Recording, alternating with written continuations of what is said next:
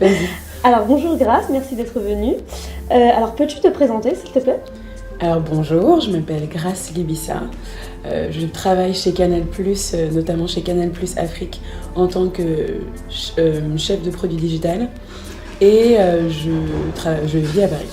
D'accord, chef de produit digital, ça consiste en quoi? Alors, chef de produit digital, surtout sur l'Afrique, ça veut dire que je travaille, une grosse partie de mon travail consiste à promouvoir les programmes qu'on diffuse en Afrique, que parfois on produit spécifiquement pour l'Afrique, sur Internet et donc les réseaux sociaux et des sites Internet ou mini-sites web dédiés en fait. Sais-tu que cela fait 40 ans que la Journée internationale des droits des femmes existe? Je savais pas du tout, j'avais pas du tout conscience que j'avais si peu d'écart avec l'âge de cet événement en fait, parce que pour moi il a toujours existé.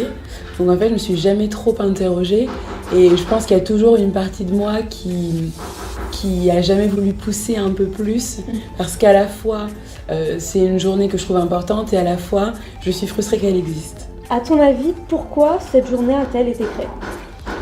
Je pense que c'est une journée qui a été créée parce que à l'époque il y avait encore de grosses discriminations faites envers les femmes, de gros écarts, parce que je pense que c'était une manière de mettre en lumière des problématiques qu'on ne va pas nécessairement mettre en avant le reste de l'année, dont on a conscience, mais dans des petits cercles.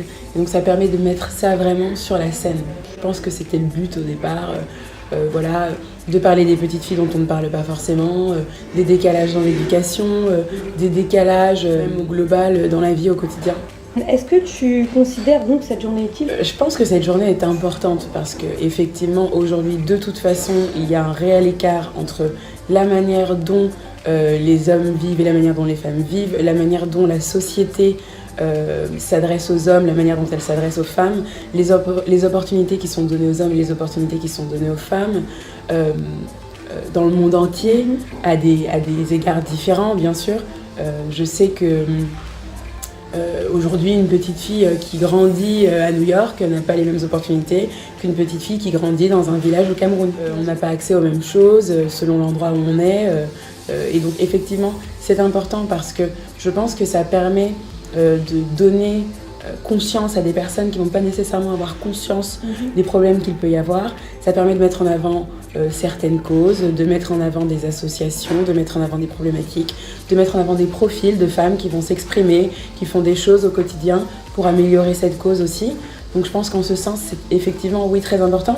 Après, je trouve ça triste et dommage que ce soit aussi important parce que j'aimerais pouvoir vivre dans un monde où la femme est l'égale de l'homme. J'aimerais me dire que voilà, demain, si j'ai une petite fille, elle grandira dans un monde où la femme est l'égale de l'homme.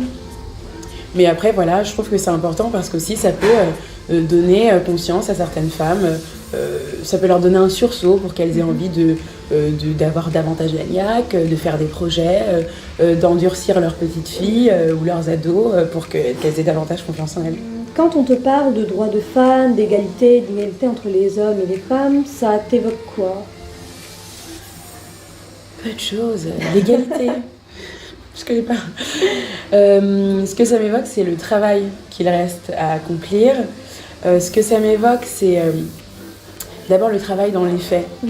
Le fait qu'effectivement, aujourd'hui, il y a un gap véritable, comme je le disais précédemment, entre les hommes et les femmes à plusieurs égards, mais aussi le travail sur les consciences. Parce que moi, je me rends compte parce que ce sont des problématiques qui m'intéressent de plus en plus. Et je réalise que si je partage par exemple un article sur les réseaux sociaux pour dénoncer le fait qu'aujourd'hui en France les femmes gagnent 30% de moins que les hommes, il va parfois y avoir des réactions qui vont se braquer en disant oui mais de toute façon les féministes. Et en fait je vois pas en quoi le fait de vouloir avoir accès à l'égalité doit relever d'une cause conscientisée. Et ça me pose problème en fait, parce qu'il y a déjà un travail de départ qui consiste à juste sortir des frustrations des autres, des frustrations des hommes qui eux sont les privilégiés et qui vont parfois, donc je parle pas de tous les hommes parce que moi j'ai la chance d'être entourée d'hommes quand même très conscients de ça et d'être justement féministe.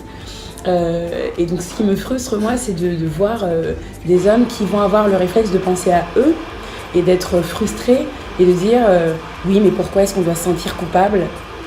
Dès lors qu'on se sent coupable, c'est qu'il y a un problème. Oui.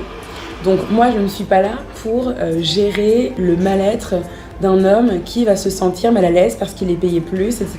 Non, moi aujourd'hui, je veux voir comment dans la société on peut aider les jeunes femmes à développer le réflexe de négocier leur salaire, savoir se mettre en avant, savoir évaluer ce qu'elles valent sur le marché du travail. Je pense qu'aujourd'hui, ce qui est important, c'est d'être déjà au cœur du problème, de pouvoir le régler, et pas de devoir régler les petits cas de conscience de certaines personnes qui vont se sentir frustrées parce que cette situation met de plus en plus de gens mal à l'aise et qu'il est temps qu'elle cesse.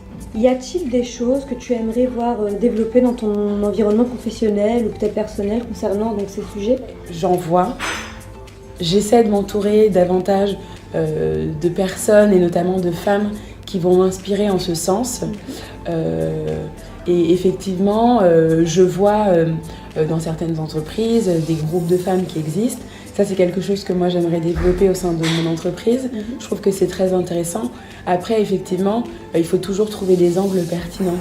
Je ne me vois pas créer simplement un groupe en disant on crée le groupe des femmes. Ce serait assez étrange. Donc, il faut trouver des angles pertinents, des angles de travail, des angles d'attaque, que ce soit à travers le parrainage en interne ou même en externe auprès de jeunes filles.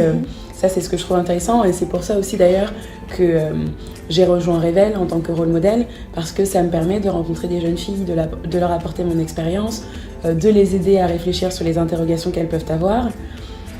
Et en parallèle de ça, moi, de mon point de vue personnel, donc il y a certaines jeunes filles que je continue à voir et moi, j'ai des petites cousines que j'essaie de soutenir et d'accompagner au maximum parce que voilà, la société est ce qu'elle est et aujourd'hui, il faut s'endurcir au maximum. Donc oui, effectivement, j'aspire à ce qu'il y ait de plus en plus d'initiatives de la sorte. Après, moi, j'ai pas forcément réfléchi à des projets précis, donc j'en rejoins ou je le fais à ma petite échelle. Quelles actions aurais-tu aimé voir concernant donc cette journée durant ta scolarité? Alors moi, j'aurais bien aimé rencontrer davantage de femmes au parcours inspirant. Après, j'ai quand même eu cette chance parce que dans mon lycée, on avait reçu à l'époque Audrey Pulvar qui commençait. On avait reçu Florence Aubenas. Donc c'était quand même des femmes avec un parcours très fort, avec des femmes brillantes qui avaient déjà des choses à nous apporter. Et déjà, ça m'avait apporté beaucoup de choses. Et en fait, j'aurais voulu qu'il y ait davantage d'études autour de femmes fortes, d'études que moi, je sais que j'ai fait seule, de travail que j'ai fait seule, en découvrant ça dans des livres ou pendant des expos où on a pu aller. Je me souviens qu'à l'époque, j'étais assez... en grandissant, j'ai été assez obsédée par Anne Frank, par La Princesse de Clèves, qui est un livre que j'ai lu plusieurs fois, par Frida Kahlo, George Sand, parce qu'à chaque fois, en fait, je me disais, La Princesse de Clèves en termes d'exemple en termes d'exemple féministe, je suis pas sûre, mais en tout cas, Frida Kahlo, George Sand, je sais qu'en lisant leur parcours, en lisant leurs écrits, en voyant toutes les représentations dans l'art de Frida Kahlo, je me suis rendu compte de toute la force qu'il y avait, même au travers de leur parcours personnel. Et en fait, ça m'a vraiment inspirée parce que quand on regarde tout ce qu'elles ont pu accomplir artistiquement, c'est une vraie force pour moi. Donc ça m'a beaucoup apporté. Et puis au fur et à mesure, j'ai découvert d'autres femmes au parcours vraiment inspirant, Maya Angelou, Nina Simone, Angela Davis. Et en fait, j'aurais voulu qu'on puisse m'apporter ces femmes sur un plateau et me dire voilà, alors il y a ces femmes incroyables qui existent. Après, c'est toujours bien de découvrir par soi-même, c'est sûr, mais pouvoir être dans un cadre où on les met en avant et puis on peut aussi discuter dans un cercle peut-être plus ouvert, avec des adultes qui ont un avis plus étayé sur la question, qui peuvent nous diriger vers des lectures, etc. Faciliter cet accès-là, en fait, ça j'aurais adoré. D'accord, bah écoute, super, Grâce, merci de nous avoir rencontrés. Merci à vous, merci beaucoup. Très bonne continuation. Merci à vous aussi.